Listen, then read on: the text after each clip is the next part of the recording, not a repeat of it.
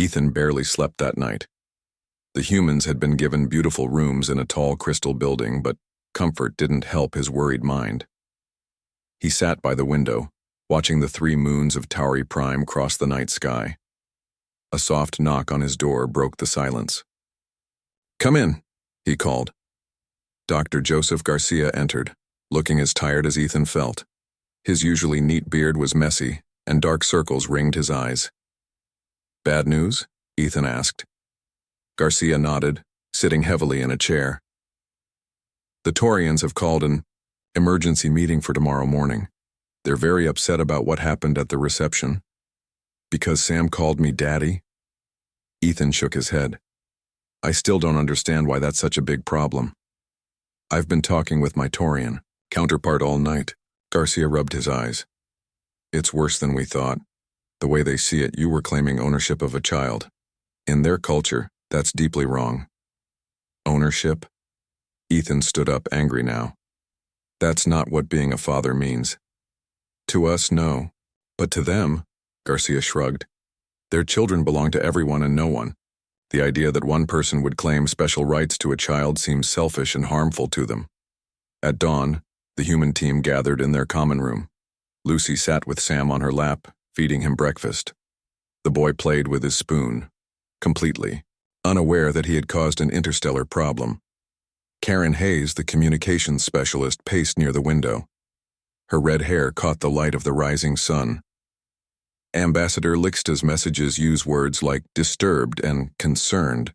They think we've been hiding important information about our species. Ethan watched Sam laugh as Lucy wiped food from his chin. Such a normal human moment, and yet so alien to the Taurians. "We need to explain human families," Ethan said. "Not just the biology, but the emotional connections." Dr. Garcia looked doubtful. "That won't be easy. The Taurians are very logical. They understand genetic relationships, but the idea of forming lasting bonds based on them, that's going to be hard to explain." "Then we'll show them," Lucy said, looking up from Sam. "Sometimes seeing is better than telling." 2 hours later, they entered the Grand Council chamber. 12 Taurian leaders sat in a half-circle, their skin showing patterns of orange, yellow, and flecks of red, concern, curiosity, and a bit of anger. Ambassador Lixta stood in the center, her usually friendly demeanor replaced with stiff formality. "We appreciate you joining us so quickly," Lixta said, her translator making her musical voice sound flat. "There seems to be a serious misunderstanding about your species." The human sat across from the council. Lucy had brought Sam despite some team members thinking it was a bad idea. The boy sat quietly on her lap, his eyes wide as he stared at the colorful aliens. "Ambassador Miller," Lixta continued, "our researchers have reviewed the information your species shared with us. We find no mention of this practice of claiming offspring as personal property." Ethan took a deep breath. "With respect, Ambassador, that's not what's happening. We don't claim children as property. We form families." "Explain," said a Taurian council member, his skin dark orange with doubt. "In human reproduction, 2 humans, usually a male and female, contribute genetic material to create a child." Lucy began, holding Sam a little closer. "Those 2 people then take responsibility for raising and caring for that child. They become parents." "We understand the biological process," Lixta said. "What we don't understand is why these genetic donors maintain control of the offspring throughout development. Why not give them to trained specialists?" Ethan smiled slightly. "We do have specialists who help. Teachers, doctors, caregivers. But being a parent is more than just teaching skills or providing food. It's about love."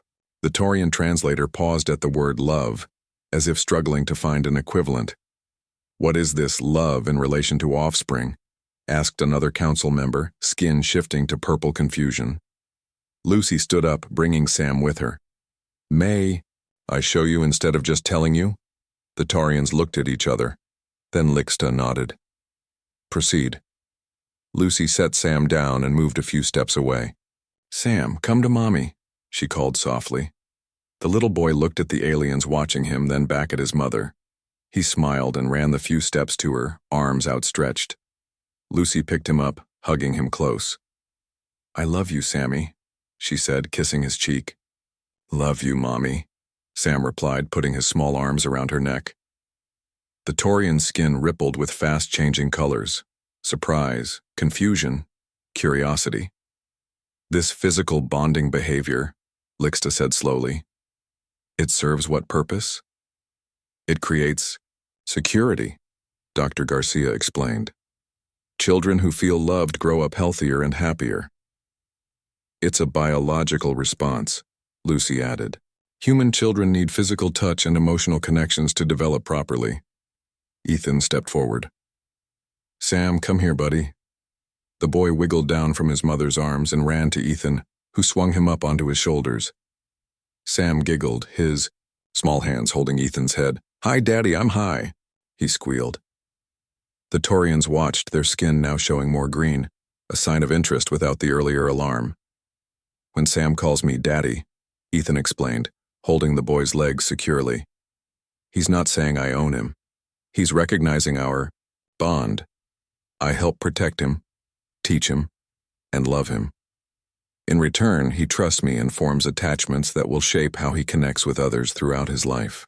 A younger Taurian council member leaned forward.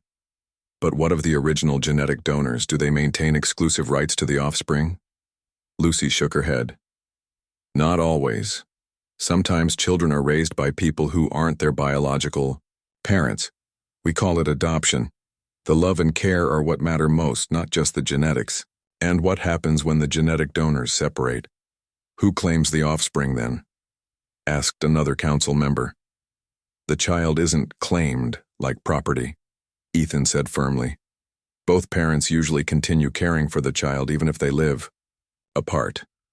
For the next hour, the humans explained different human family structures: single parents, blended families, extended families with grandparents and siblings. The Taurians asked many questions, their skin gradually showing more green and blue as their understanding grew. Finally, Ambassador Lixta's skin settled into a calm blue with green ripples. "This is most enlightening. Your family structure is very different from our communal approach, but I begin to see its purpose." She approached Lucy and Sam, who was now sleepy in his mother's arms.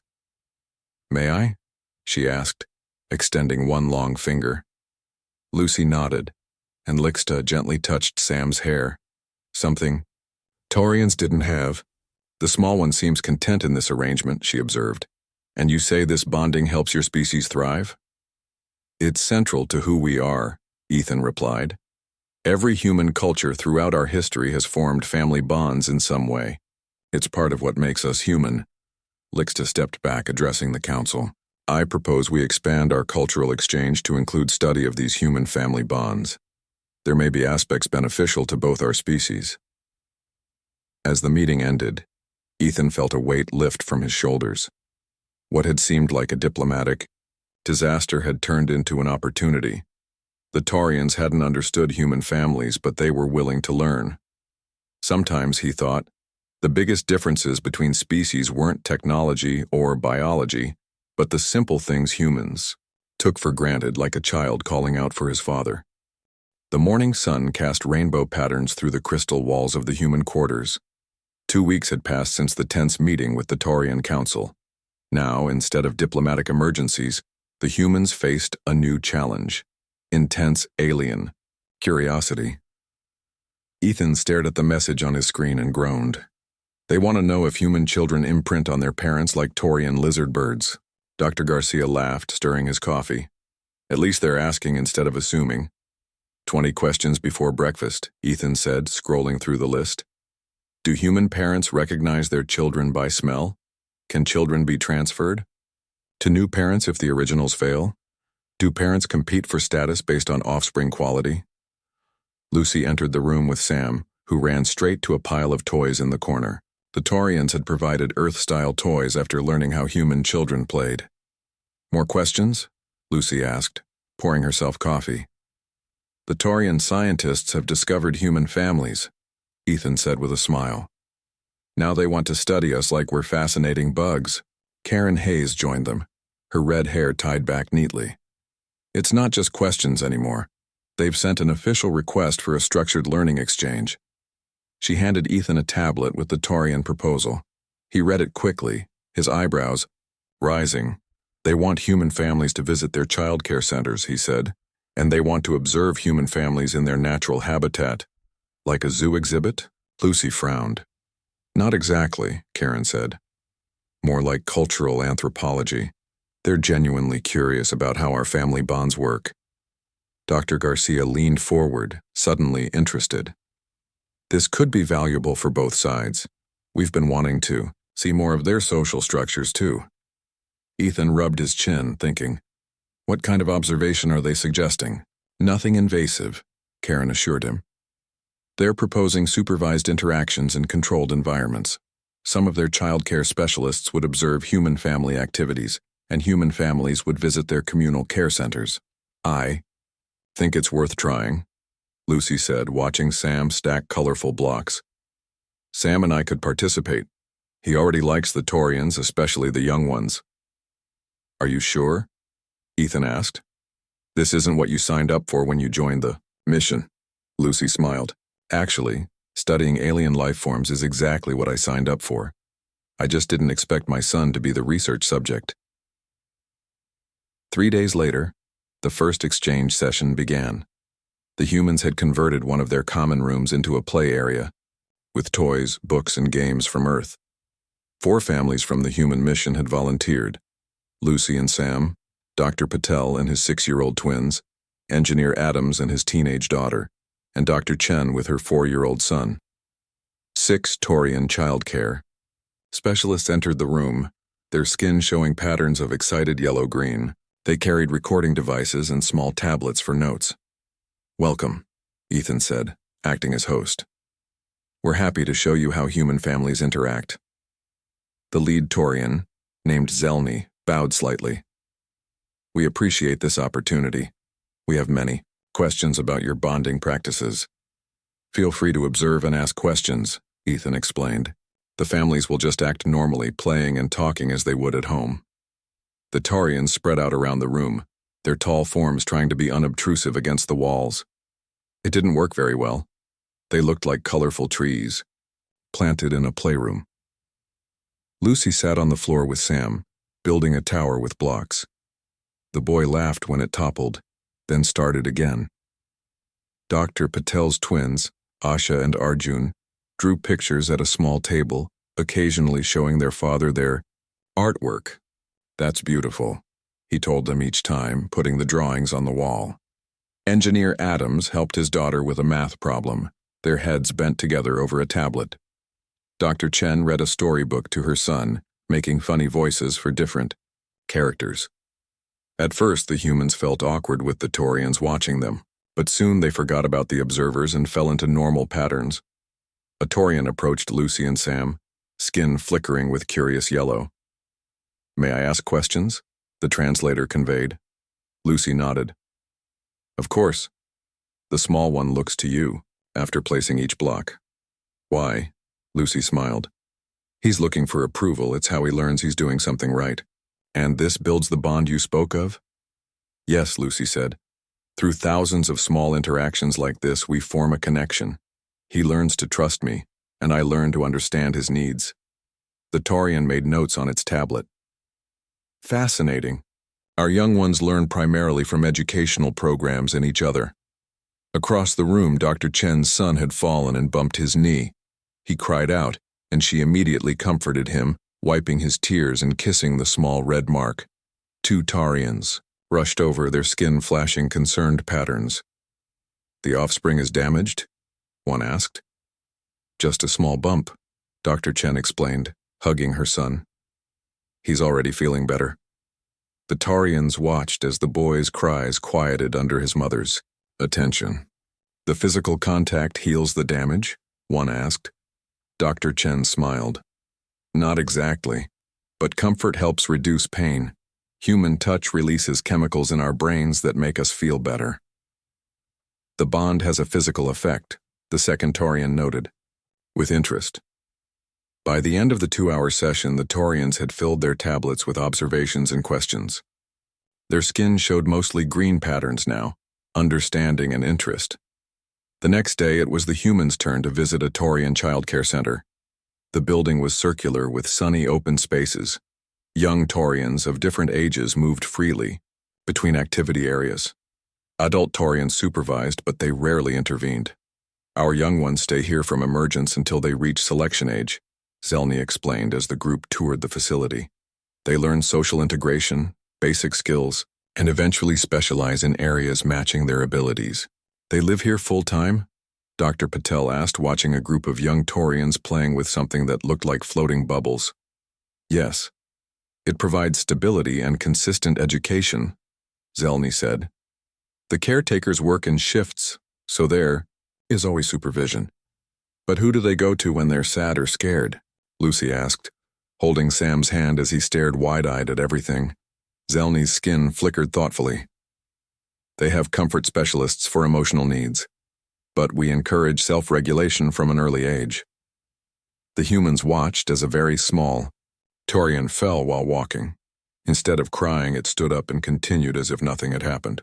No adult rushed to check on it. Don't they need comfort? Dr. Chen asked. For serious injuries, yes. For minor setbacks, we believe independence builds strength. As they continued the tour, the differences became clearer. Taurian children learned in groups, rarely seeking individual attention. They followed structured activities led by education specialists. Physical touch between adults and children was minimal. Yet despite these differences, the humans saw things they recognized too. Young Taurians playing together, making friends, learning through exploration. Children were still children even on another world. After a week of exchange sessions, both species had learned much. The Taurians were particularly fascinated by how physical touch and emotional support affected human development. The humans admired the independence and community focus of Taurian childcare. I think we've made real progress, Ethan told Ambassador Lixta during their weekly meeting. Both sides are seeing value in the other's approach. Lixta's skin showed pleased blue-green patterns. Indeed. Our childcare specialists report many fascinating observations. Your family bonds are different from our methods, but we see their purpose now. Have they drawn any conclusions? Ethan asked. Lixta's skin rippled thoughtfully. They believe your approach produces greater emotional security in offspring, while ours develops stronger community integration. Both have merits. Maybe there's something in between, Ethan suggested. A balance of both approaches. Perhaps, Lixta agreed, her skin showing curious patterns. Our council is already discussing possible adaptations to our system. As Ethan left the meeting, he felt a sense of accomplishment. What had started as a cultural misunderstanding had led to real exchange and learning between their species. Sometimes he thought, the things that seemed most different could become bridges rather than barriers. That night, as he joined Lucy and Sam for dinner, Sam ran to him with a picture he had drawn, stick figures of himself, Lucy, and Ethan under a yellow sun. Look, Daddy, our family, such a simple word, family, but now it carried meaning across the stars. 6 months passed quickly on Tauri Prime. The tall crystal buildings that had once seemed so strange to the humans now looked almost familiar. The 3 moons that crossed the night sky had names the humans could pronounce. The sweet smell of the air no longer seemed odd, but time on Earth kept moving too. The USV Pioneer had stayed in orbit longer than planned, but now it had new orders. Most of the first human team would return home, replaced by a permanent embassy staff. Ethan stood by the window in his quarters, watching flying vehicles move between the towers of the Taurian city. He would miss this place more than he had expected. Message alert sounded from his desk. It was from Ambassador Lixta. Before your departure, the Grand Council requests your presence at a special ceremony tomorrow. The whole human delegation is invited. We have something important to share. Ethan smiled. The Taurians loved ceremonies. In 6 months, they had held ceremonies for first trade agreements, scientific cooperation, and even one celebrating Earth music after the Taurians heard humans singing for the first time. He sent back a simple reply. We would be honored. That evening, The humans gathered for their last dinner together. Soon most would board the shuttle back to the Pioneer heading home to Earth. Only a small team would stay behind as the first permanent embassy on Tauri Prime. "I can't believe it's been half a year," Lucy said, watching Sam play with Torian, toys on the floor. The boy had grown taller during their stay. He now spoke in longer sentences and knew several Torian words. "Will Sam remember this place?" Dr. Patel asked, his twins drawing pictures nearby. Lucy nodded. "I think so. At least parts of it. We've taken many pictures to show him when he's older." "He'll always be in the history books," Karen Hayes pointed out. The human child who taught aliens about families. They laughed, but it was true. Sam's innocent word, "Daddy," had changed the relationship between humans and Taurians forever. The next morning, the humans dressed in their formal clothes and traveled to the Grand Council chamber. When they arrived, they found the space completely transformed. Instead of the formal seating arrangement, the large room now had a circular layout. In the center, Taurian and human children played together. Sam quickly joined them, fascinated by the color-changing toys the Taurian children shared. Ambassador Lixta approached, her skin showing formal blue patterns with happy green swirls. She wore a special ceremonial robe that sparkled in the light. Ambassador Miller, Dr. Bennett, honored humans. She greeted them. "We have prepared something special for your last day." The Grand Council members entered, taking places around the circle. Their leader, Elder Voxum, stepped forward. His skin showed the deep blue of formal occasions. "Honored friends from Earth," he began, the translator carrying his musical voice to all. "6 cycles ago, we welcomed you to our world as strangers. Today we gather to say farewell to friends."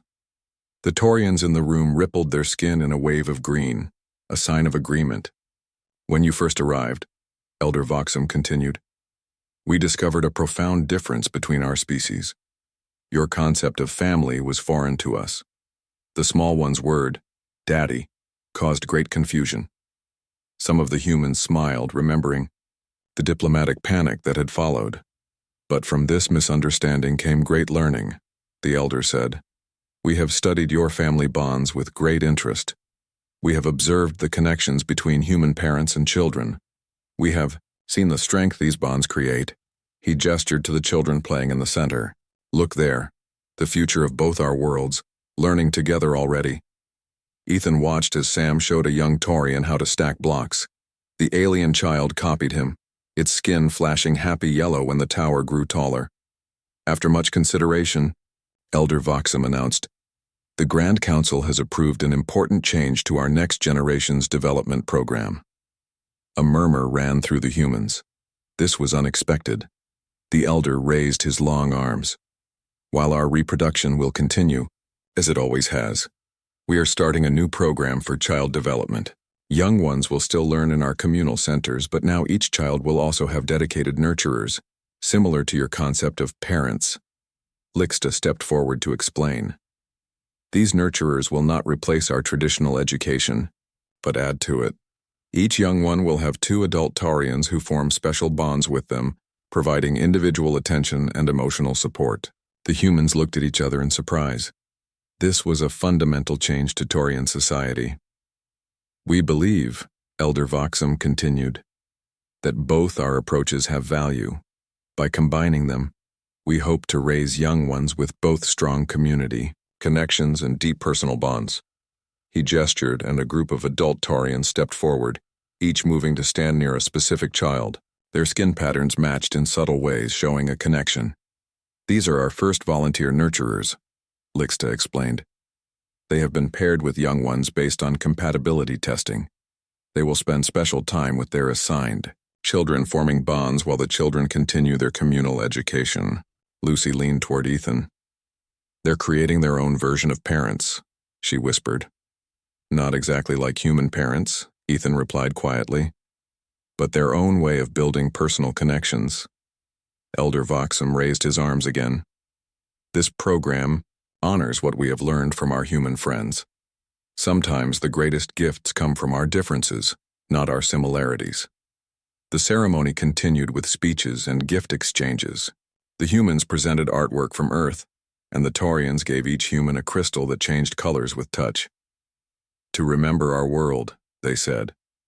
As the formal parts ended, people mingled and talked. A young Taurian approached Ethan and Lucy, its skin showing curious patterns. It was one of the children from their cultural exchange sessions. The child looked at Sam, who was playing nearby, then at Ethan. Its translator produced carefully practiced human words. "You, father?" it asked, pointing at Ethan and then at Sam. "Yes," Ethan replied, kneeling to be at the child's eye level. "I am Sam's father." The young Taurian's skin rippled with satisfied blue. "I understand now." It pointed across the room, to an adult Taurian whose skin showed similar patterns to its own. My nurturer now. Like, father." Lucy smiled. "That's wonderful." The child's skin flashed happy yellow before it ran back to its games. Later, as the humans prepared to board the shuttle that would take them to the Pioneer, Ambassador Lixta walked with Ethan. "Your species has changed ours," she said simply. "Not in our biology or technology, but in something perhaps more important." "And your species has taught us much too," Ethan replied. "About community, about different ways to raise children. We'll take those lessons back to Earth." Lixta's skin showed thoughtful blue-green patterns. "The universe is vast, Ambassador Miller. Many different species, many different ways of living. But perhaps some things, like caring for the next generation, connect us all." As the shuttle rose from the surface of Tauri Prime, Ethan looked out the window. Sam sat on his lap, waving goodbye to the world that had been his home for 6 months. "Will we come back, Daddy?" the boy asked. "Someday," Ethan promised, "and next time you can teach them even more new words." The shuttle broke through the clouds, heading toward the waiting Pioneer.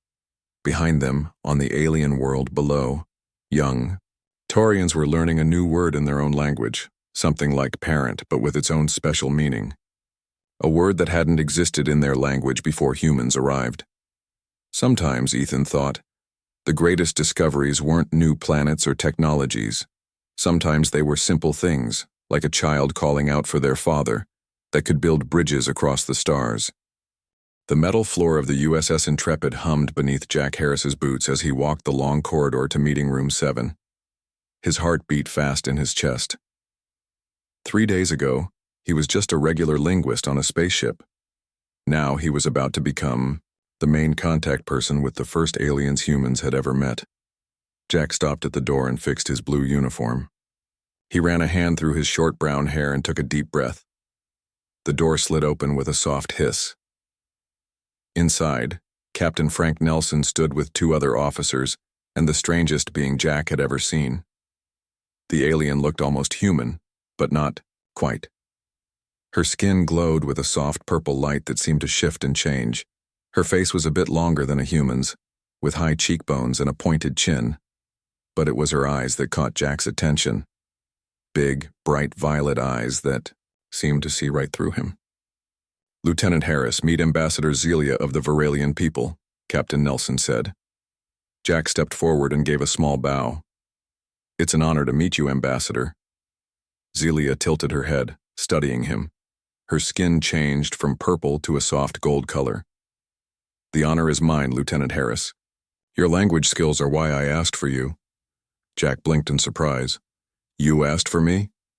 Captain Nelson nodded. "The Varelians reviewed our crew files. They picked you as their main contact person." Zelia's lips curved into something like a smile. "Your mind shows great flexibility. This makes you perfect for learning our ways." Jack wasn't sure what to say. How did she know about his mind? He just nodded and tried to look confident. After the meeting, Jack checked his new orders on his tablet. He was now the official human Varelian liaison. His job was to help the aliens understand humans, and to learn about them in return. It was the chance of a lifetime. The next morning, Admiral Joe Garrett called Jack to his office. Admiral Garrett was a tall man with gray hair and a face lined from years of tough decisions. He didn't look happy. "Sit down, Harris," he said, pointing to a chair. Jack sat, his back straight. "Yes, sir." Admiral Garrett leaned forward, his hands flat on his desk. I need to be very clear about something. The Varalians chose you out of everyone on this ship. Their technology is hundreds of years ahead of ours. They have medicine that could cure most human diseases.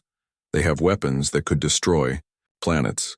And they have ships that can travel between stars in days instead of years. I understand the importance, Jack began. No, I don't think you do, Admiral Garrett cut him off. This isn't just a translation job. This is the most important job any human has ever had. If you mess this up, we lose access to technology that could save billions of lives. Jack swallowed hard. What exactly do you want me to do, sir? Whatever it takes to keep them happy, Admiral Garrett said. Within reason, of course. But remember, the future of humanity depends on you not screwing this up. No pressure, Jack thought to himself as he left the Admiral's office. Just the future of the entire human race. His first real meeting alone with Zelia was set for that afternoon. Jack spent the morning reading everything humans knew about the Varalians, which wasn't much. They had appeared near Earth in their giant ships just 2 weeks ago. They said they came in peace and wanted to trade. So far, they had been true to their word. At exactly 1400 hours, Jack arrived at Zelia's guest quarters. The door opened before he could knock. Lieutenant Harris, Zelia said, her skin now a calm blue color. Please come in. The room was standard ship quarters, but Zelia had changed it. The lights were dimmer, and strange plants sat in pots around the room. The air smelled sweet like flowers Jack had never seen before. You can call me Jack when we're alone, he said, trying to make things less formal. Jack, she repeated, as if testing the name, and you may call me Zelia. Please sit. He sat on a chair across from her. Up close, her skin was even more amazing. Tiny patterns of light moved across it like waves on water. I hope your stay has been comfortable so far, Jack said, not sure how to start. It has been adequate, Zelia said. Your ship is primitive by our standards, but the hospitality has been excellent. Over the next few hours, Zelia explained more about her people. The Varalians came from a planet 37 light-years from Earth. They had been exploring space for thousands of years. They had met many alien races, but humans were the first they had found in a long time that were similar to them in body shape and mind. Our people believe that the universe creates patterns, Zelia said. Finding your species, so like us in form, cannot be chance. As days turned into weeks, Jack spent more and more time with Zelia. Each morning they met to discuss history, hers and his. The Varalians had nearly died out 5,000 years ago when a huge comet hit their planet. The few who survived built their first spaceships to find a new home. In the afternoons, they talked about science and art. Varalian music used sounds humans couldn't hear. Their paintings changed color based on who was looking at them. In the evenings, they shared meals. Jack introduced Zelia to pizza, chocolate, and coffee. She let him try Varalian foods, strange fruits that tasted like nothing on Earth, and drinks that seemed to glow in the dark. Jack taught her about human customs, handshakes, high fives, and the complicated rules of who could touch who, when, and how. She taught him about Varalian color speaking, where skin tones said as much as words. After a month, Jack realized he looked forward to their meetings more than anything else. Zelia was smart, funny in her strange way, and beautiful, even if she wasn't human.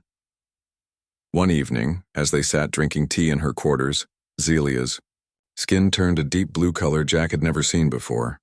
Jack, she said softly, I must tell you something important. He set down his cup. What is it? My people are dying out, she said. Despite all our technology, our numbers grow smaller each year. We have a genetic problem we cannot solve on our own. I'm sorry, Jack said, truly meaning it. Is there anything Earth can do to help? Maybe, she said, her eyes meeting his. Her hand moved across the table and rested on his. Her touch was warm, sending a small tingle up his arm. But first, we need to discuss Protocol 7. The serious look in her eyes told Jack that whatever Protocol 7 was, it would change everything between their worlds, and between them.